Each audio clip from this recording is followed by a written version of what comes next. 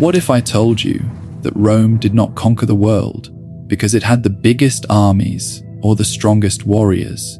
What if the real secret was something far more subtle, something hidden in discipline, in engineering, and even in psychology?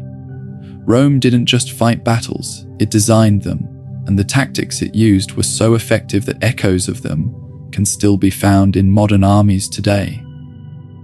The Roman Empire has become almost a myth, a civilization so vast and powerful that it feels inevitable in hindsight.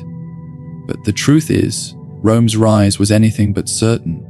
When the city was just a small settlement on the banks of the Tiber, surrounded by larger and older rivals, no one would have guessed that it would grow to dominate Europe, North Africa, and the Middle East. So how did Rome do it? The answer lies in the battlefield. Rome's military machine was not simply about brute force. It was about organization, flexibility, and a mastery of strategy that transformed ordinary men into an unstoppable force. Today, we'll uncover the secrets behind Rome's success, the tactics that built an empire.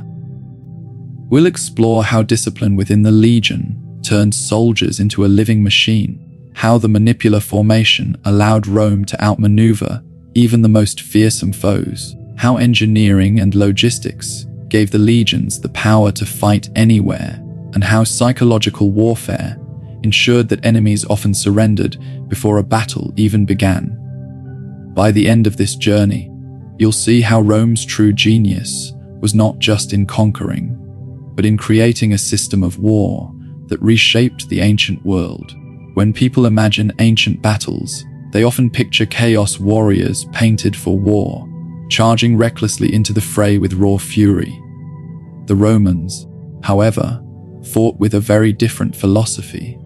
They understood early on that empires are not won with passion alone, but with discipline, control, and relentless order. At the very heart of Roman success stood the legion.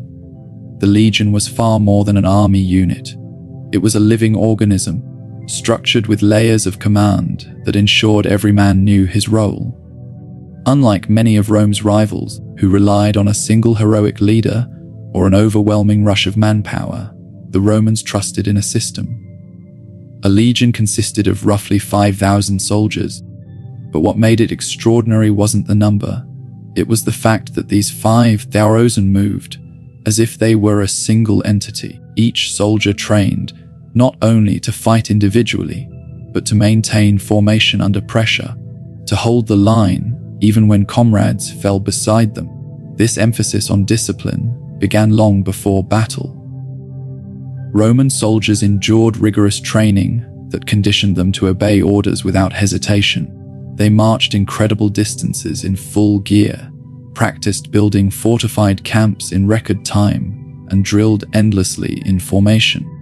The result was that when battle finally came, the legionnaires did not crumble in the face of fear, noise, or confusion. They could advance steadily against enemies who often broke formation within minutes. But discipline also had a darker edge. Rome enforced order through strict punishments. Cowardice, desertion, or disobedience could result in brutal measures, including the infamous practice of decimation, where every 10th man in a disgraced unit was executed by his own comrades. These measures were not merely acts of cruelty, they instilled a collective fear that no soldier could ignore.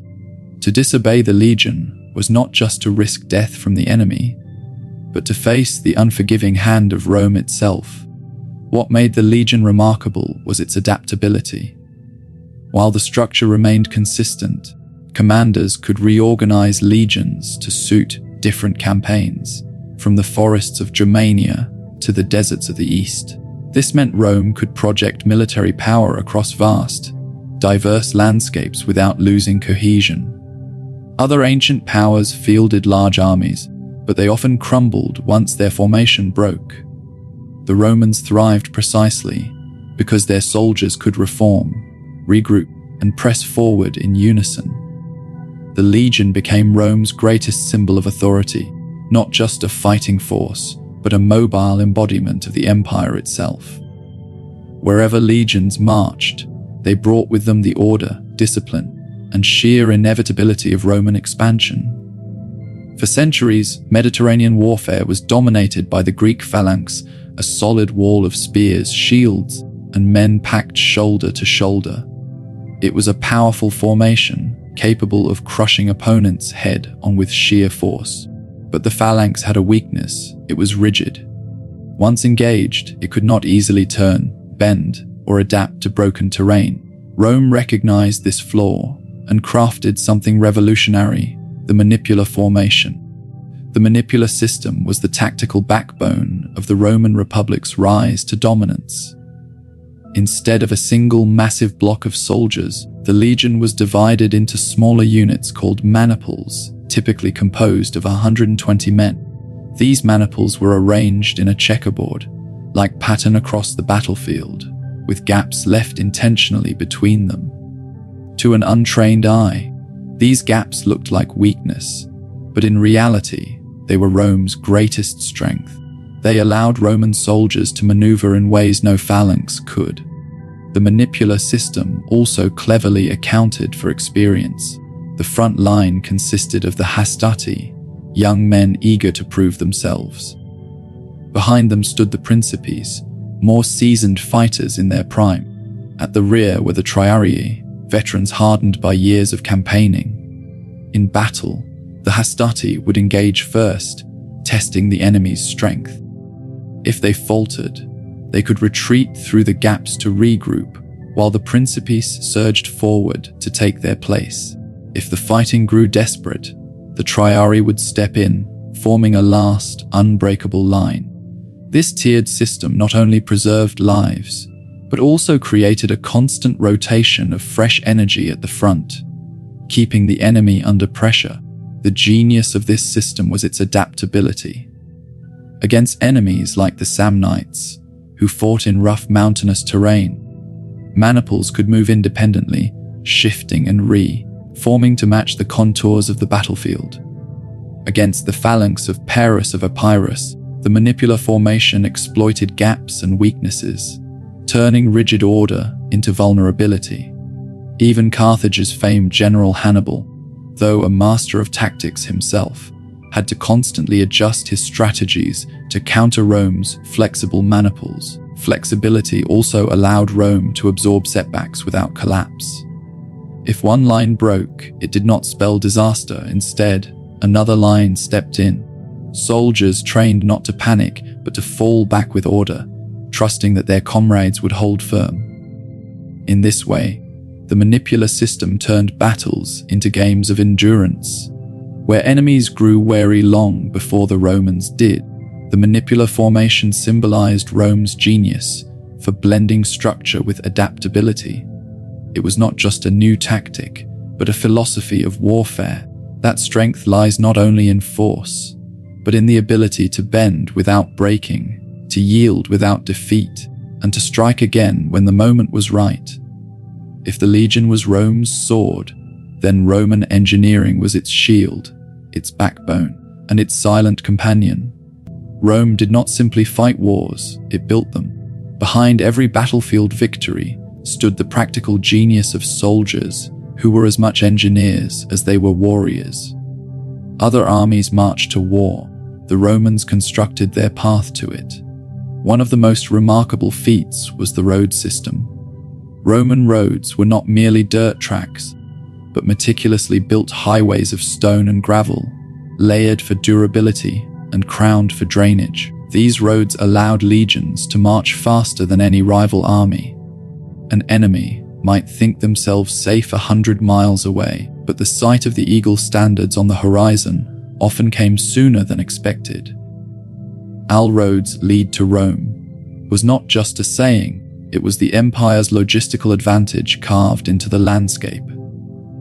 Along these roads, supplies flowed, messages traveled, and reinforcements could appear almost anywhere at startling speed. Every evening on campaign, legions proved their dual nature as both fighters and builders. Before resting, they constructed fortified camps, complete with ditches, ramparts, palisades, and watchtowers. These were not haphazard shelters, but standardized fortresses, designed with precision and efficiency. A Roman camp was a statement of order and security in the midst of chaos. For enemies, it was demoralizing to see an army capable of conjuring a fortress from bare earth in just a few hours. When it came to sieges, Roman ingenuity reached new heights. Cities that had withstood enemies for generations often fell swiftly once the legions arrived. Roman engineers designed towering siege engines, ballistae that hurled massive bolts, onagers that launched stones to shatter walls, and siege towers that loomed above battlements, disgorging soldiers onto enemy walls. They dug tunnels to undermine fortifications, drained moats, and even redirected rivers to breach defenses. No wall, however high or thick, was truly safe when Rome set its mind to conquest. The Romans also mastered the psychological aspect of engineering warfare, building a line of fortifications around a besieged city, known as circumvallation, trapped the defenders inside, cutting them off from supplies. At the same time, contravallation walls faced outward, protecting the Romans from any relief force. In effect, they built entire cities of earthworks, strangling their enemies while sheltering themselves. What made Roman engineering so devastating was its consistency. These feats were not one-time marvels, but daily routines. Every soldier was trained with a pickaxe as much as with a gladius. This fusion of soldier and builder meant Rome could outlast, outmaneuver, and ultimately outthink its foes, not only on the battlefield, but in the very landscape where battles were fought. Rome understood that battles were not won by swords alone. Victory often came before a single weapon was drawn, in the minds and hearts of both enemies and allies. The Romans mastered psychological warfare, creating a blend of awe, fear, and calculated mercy that expanded their empire as effectively as any legion. At the center of this was the sheer discipline of the Roman soldier. To outsiders, the sight of a Roman legion arrayed for battle was terrifying.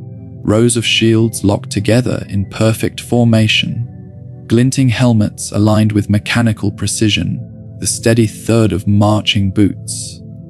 This was not the chaos of a tribal warband, but the advance of something inhumanly ordered.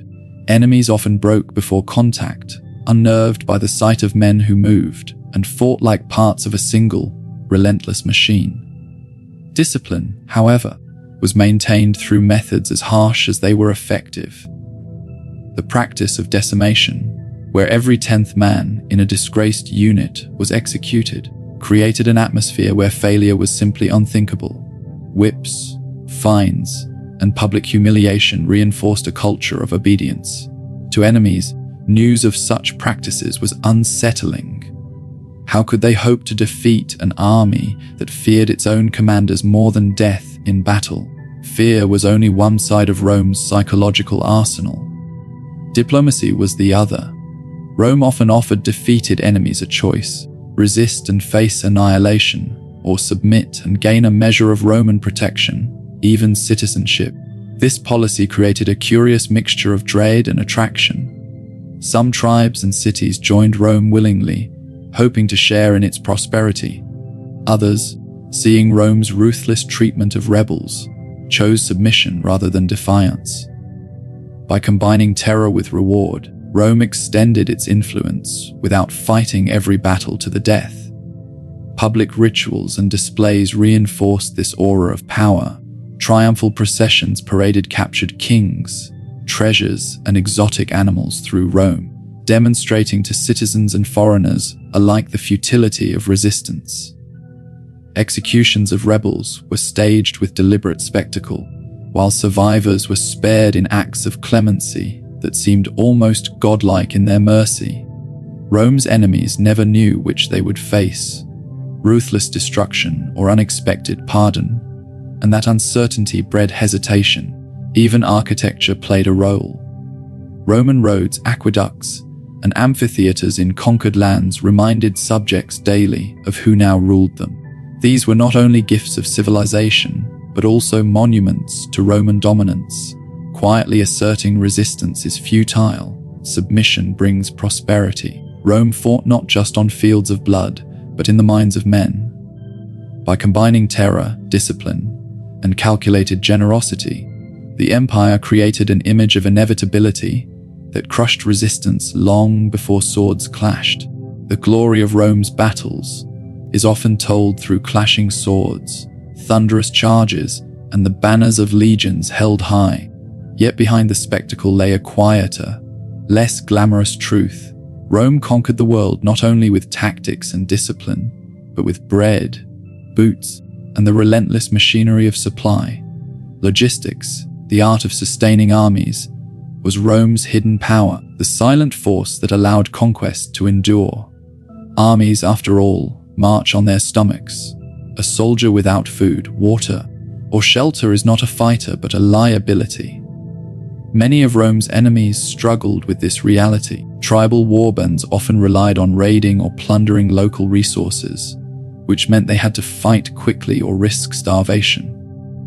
Rome, by contrast, mastered the long game. It created systems of supply that allowed legions to remain in the field for months, even years, far from the Tiber. The backbone of this system was Rome's vast network of roads and shipping routes. Grain, wine, oil, and weapons could be transported with remarkable efficiency across land and sea.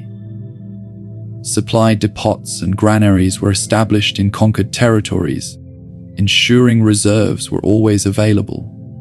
A legion could set out knowing not only where its next battle would be, but where its next meal was coming from. For enemies, this created an impossible dilemma.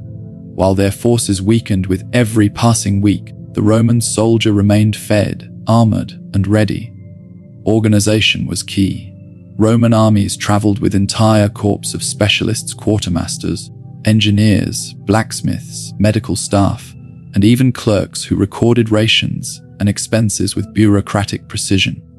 Soldiers themselves carried about 2 weeks' worth of provisions in addition to their arms, earning them the nickname Muli Mariani, Marius Mules, for their heavy burdens. With this system, Rome reduced reliance on uncertain local resources and maintained autonomy on campaign. Naval power further extended Roman logistics. Fleets secured sea lanes, transporting grain from Egypt, oil from Hispania, and countless other resources to keep both the legions and the city of Rome supplied. Control of the Mediterranean, Mare Nostrum, or sea, was as much about feeding armies as it was about trade. The ability to shift supplies swiftly by water meant Rome could wage war on multiple fronts, a feat few other powers could match. Even in retreat, Roman logistics impressed. Fortified camps stocked with supplies could shelter a retreating army until reinforcements arrived. The enemy might win a battle, but sustaining victory against such organized resilience was another matter. Rome's foes often found themselves unable to finish what they had started, while Roman armies returned stronger than before. Logistics was not the most glorious aspect of war, but it was the foundation of empire. Without it, the discipline of the legion, the ingenuity of the engineers, and the flexibility of the maniples would have withered in hunger and exhaustion. With it, Rome sustained the long, grinding campaigns that transformed victories into dominion and battlefields into provinces. So how did Rome build its empire? It wasn't by accident, nor by sheer force. It was through the discipline of the legion, the flexibility of the manipular formation, the ingenuity of engineering, the subtlety of psychological warfare, and the unshakable backbone of logistics. Together, these elements made Rome not just a military power, but a military system. The brilliance of Rome was not only that it won battles, but that it created a way of war that could be repeated, refined, and carried across continents. From the forests of Germania to the deserts of Africa, the same methods worked again and again, and long after the empire itself fell. The memory of Rome's tactics lived on, inspiring armies for centuries to come. If you found this journey into Rome's military genius fascinating, don't forget to like this video, subscribe, and hit the notification bell so you never miss an adventure into the past. And tell me in the comments, if you could stand in the ranks of a Roman legion for one battle, which would you choose?